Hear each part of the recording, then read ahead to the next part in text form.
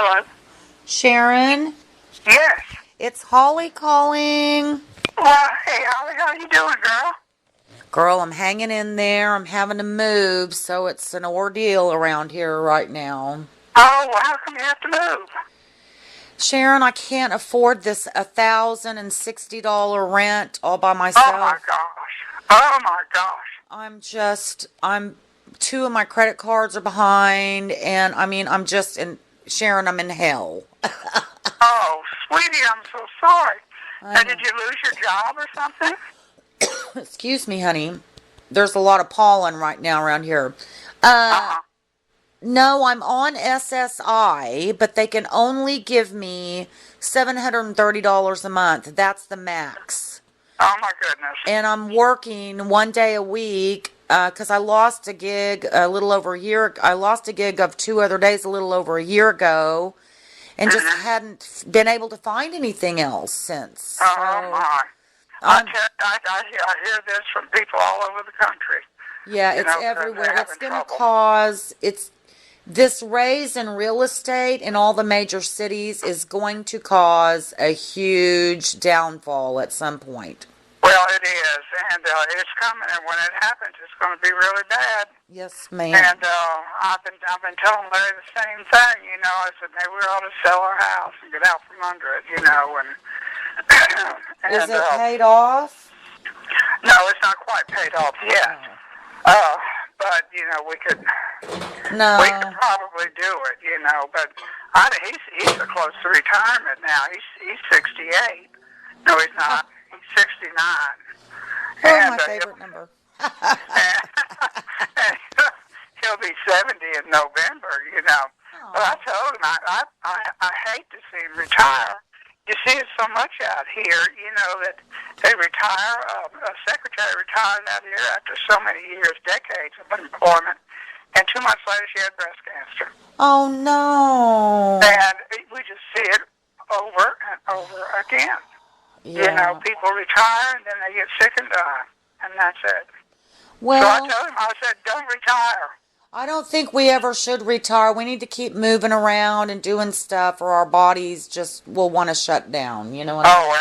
absolutely. You know, it just, I'll tell you what, how old are you now? I'm the speed limit 55. You're 55. There you go. Well, I'm 66. Okay. But I've had 2 knee surgeries in the last year. Yeah, oh my God, you told me about that the last Yeah, time we boy, spoke. I tell you, it's a bitch. I tell you, I am having a difficult time getting around, you know, and all. It's just between my age and weight and everything else, you know. It's just Yeah, that I'm fighting my weight right now. We've got those genetics in our family.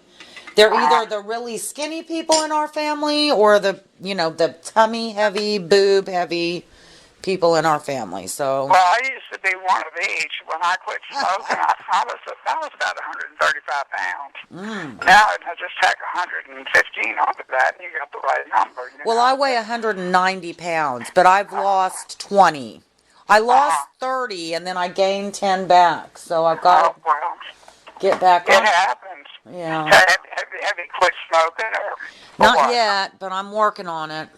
Well, that's what caused me to put on all that weight. I quit smoking, and boom, there it went. You know, it just My not sister really gained my possible. sister gained 25 pounds when she quit smoking like in a month. Oh my gosh, that's terrible. Well, but that's what happens. I guess that hand to mouth thing ends up with food to mouth instead of cigarettes to mouth. Yeah, I guess so. You know, one's just as bad as the other. I But my tell you. friend just gave me a vape. I don't know if you know what that is. No, I don't. What It is is it? a vapor which is water based, okay? Okay. And it's kind of like a cigarette and you puff on it and it has nicotine in it, but it doesn't have tar in it like cigarettes do for your lungs. Uh huh. You see? So that's all the new rage, the electric cigarettes and vaping because it's like steam smoke. You know, I have seen something that with my stocks, and you know, it seemed like they were That Yes. stock was just absolutely going through the ceiling there It for a is. while.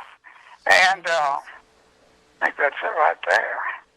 Yeah, if you're invested in that, you did a good job. Yeah, But well, I Sharon, didn't know. listen, I don't have very long to talk, but I had some questions for you if you don't Sure. mind.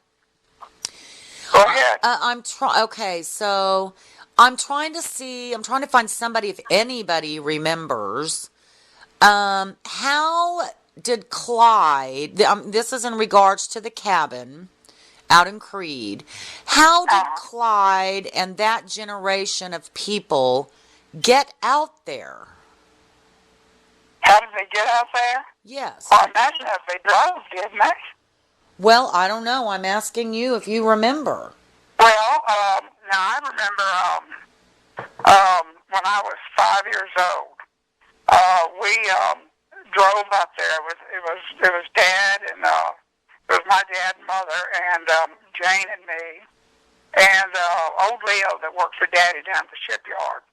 And we drove up to Creed, and we stayed at Tom Powell's cabins up there. Do you remember that name, Tom Powell? Oh yes, he was across Okay. the road at the Broken Arrow. Yeah, he had all those little dry cabins there, and we stayed there. And your grandmother was there too. Edna and Lewis were there. I'm trying to think who else was there. It seems like Andy and Jeff. Golly, this has been so long ago. 'Cause I was only 5. I have pictures of the people you mentioned, plus like George and Elizabeth. I don't remember George and Elizabeth being there, but I remember seemed like Andy and Jeff were there. But I Yes. can't remember for sure. I've got slides of Andy and Jeff being there. I don't know if there's Okay. any pictures of you in those slides being there, but they were little. They were little boys. Okay, yeah. And I remember one time it was just pouring down, raining. And Jane and whoever else was with the little kids, we were running from one cabin to the next in the rain, having a wonderful time, just getting soaking wet. And the adults were playing cards or doing whatever it was they were doing, but we just had a blast. Just running in the rain. Oh, I love It to was run in the fun. rain. And I Oh, bet there yeah. was a rainbow afterwards. It was about dark, I think. I remember it just being fairly dark, But I remember we had such a wonderful time. I used to tell the story, maybe I still tell the story about Daddy and Leo and me. We were going to climb Hogsback Mountain. And, of course, I'm 5 years old. Daddy would have been 37. I don't know what Leo would have been. He was probably in his 40s. But anyhow, we started rolling up, and those two men having to stop every few minutes, because of the air. It was so thin. I was 5 years old. I was in great shape. I'm just trucking right along. And Dad said, "You need to stop because you're going to get sick." I was fine, so I'd have to stop and wait on them. Who is Leo? Who was Leo? Well, he was a colored man that worked for my dad. And I'm not sure why Leo was up there as well, but he was. And he was a good old man. He was a nice fellow. I liked Leo. I remember when Mother needed her chandeliers cleaned, Leo would come and clean them for her. And all, but he just worked for my dad. Worked a lot of different jobs and all for Dad. And well, when you all drove, where did you drive from? Mississippi? No, probably Slidell, I'm sure. Or Slidell? Okay, Yeah. so do you remember, were the roads paved? I can't remember a thing about the road. I remember we drove though. Okay. Do you remember what kind of car it was? Shoot, let me think. I think we had a station wagon at the time. Okay. It seemed like it was a two-tone. It was a brown and beige, I think. And what year would it have been when you were 5? Well, when I was 5 years old, it was in 1954. So it could have been 54 to 55, right in there. Okay. Okay, hold on. Okay. Well, the roads certainly weren't there. We've got some bylaws from 1916 that said it was a 40-minute drive from Creed out to the cabins, which is hysterical. Is that a long distance or? Yeah, because it's 11 miles. Oh my goodness! Yeah, well, the roads are much better now, I'm sure. Well, they were dirt. I remember them being dirt roads with no railings by the cliffs, when in the 60s and possibly the 70s. Because my granddaddy, Lewis, used to just be drunk and driving right next to the edge of the cliff, and we were all screaming. Oh, jeez. Okay, so also in those bylaws, Sharon, which you may or may not know about this, it said, this was in 1916 when these bylaws were written for the Rio Grande Fishing Club. It said in there, right after that, it took 40 minutes to get out there, that this fishing club had been existing for 25 years prior to that. Do you know anything about that? I don't know anything about it. It seemed like Mildred had some shares in that when she died. It seemed like I remember something about the fishing club, and I think she gave her shares to Sylvia. Does that sound right? I believe so, yes. Okay, that's all I know about it. I couldn't tell you any more about it than that. Mother and Dad weren't involved in that.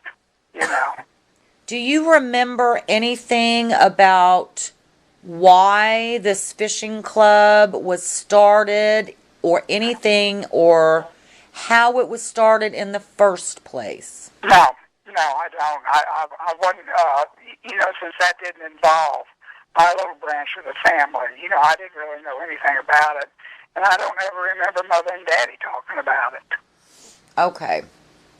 Well, those were all my questions, because I'm just trying to get back to the very, very, very beginning. Somebody mentioned they may have gone out there on a train, but I don't remember any stories of that, but I don't know. Gee, I don't either. Something that you might do, you might search the web on it. Well, the fishing club and see if you can come up with anything. I did that the other night and nothing came up. So nothing came up, yeah. Boy. But I've got the names of some of the original 1916 men in those bylaws, so I'm going to try and Google them and see if I can find. They were from Wichita. Well, what you might want to do, cousin Johnny is involved in a lot of history. He's a history buff. You might call Johnny and ask him about it. Johnny was also executor of Mildred's estate, and so he may have a lot more knowledge about it than anybody else that I can think of. Now, Johnny is living in San Antonio, I believe. Yeah, I've spoken with him multiple times, and he actually mentioned an abstract that I would like to get my hands on, but I have to try and locate it first. So I just tried to call him before you, but he didn't answer. So I think his wife is quite ill with dementia. Isn't she? I don't know. I think that's why they moved down to San Antonio. No, they moved down there. He told me they moved down there to be closer to her family. Yeah, that's what I was going to say. To be closer to her family, I'm sure he needed some help. Okay, well maybe that is the case, and he just didn't mention it to me. Who knows? Yeah, well, it would make sense. I mean, Johnny's well into his 70s now, and let's see, Johnny is 4 years older than I am, I think. So he is 70 then. And you're 64? I'm 66. I'll be 66. 67 in September. Okay, sorry. Yeah. Horrible at math. Johnny is 70. He must be 70, because I think when I graduated from high school, he graduated from college. Yes. Yeah, so that's 4 years difference. I talked to, in a very roundabout way, from online, from this place called Find a Grave, I talked to Eddie Peters' sister. Who's that? Her name was Frances Peters, was her maiden name. Oh gosh, I didn't know him. Yeah, they lived out on a farm a little bit outside of Ark City, so you wouldn't have known them. Have No. you talked to Jane lately, or God dang, or Andrea? No, not no. I don't keep in real close contact with either one. Okay. Andrea's awful hard for me to understand on the phone, because of her illness and all. But Yes. no. Okay. Well, I was just curious. I talked to Drew on a. Go ahead. Well, I just talk to Drew every now and again, and I talked to him not too long ago about my computer. Oh goodness. He's so smart. Well, Drew, I don't know if he would have any information on, the cabin or anything. He was very, very small. The last time we were out there in Creed with my family, that was in 1961, I believe. So that's been a long time ago. And Drew was just a baby. He was just 3. He was very small. So I'm sure he wouldn't remember anything. But maybe as an adult, he was told some things. I don't know. Yeah, I've already spoken with him, Sharon. So yeah. I wish y'all could get out there for the 100-year anniversary. Are you going to try? Well, Larry's going to be out of town. Now that is when the 4th of July weekend. It's the weekend. Yeah, it's going to go on the weekend. But you'd have to get up there and acclimate because it's up in the mountains. Oh yeah, Larry is going to be going to Bolivia sometime around that time. And I really doubt that we're going to be making it. I'm still not walking as well as I should be.